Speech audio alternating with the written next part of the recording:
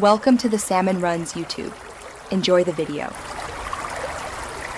You start by opening Windows Defender Firewall with Advanced Security as an administrator. This is where rules live and apply immediately to network stacks, so you need admin rights.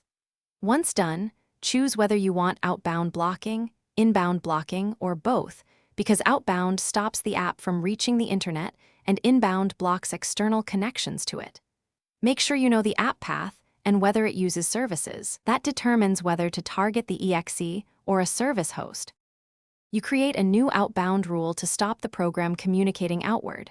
Select Program, then browse to the exact. Exe, precision matters because many apps use helper processes.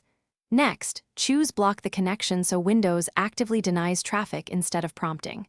Then apply the rule to the profiles that match your environment, domain, private, public, so you don't accidentally leave a profile open. Finally, name the rule clearly so you can find it later, for example, block my app outbound. You finish by testing the app immediately. Run it and try to access the internet.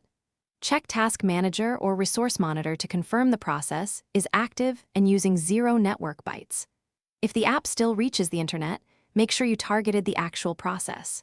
Exe and not a launcher or service host, many apps spawn child processes. If rules are ignored, check for third-party firewalls or antivirus features that override Windows Firewall and temporarily disable them to diagnose the conflict. Thanks for watching. Consider subscribing if we helped you.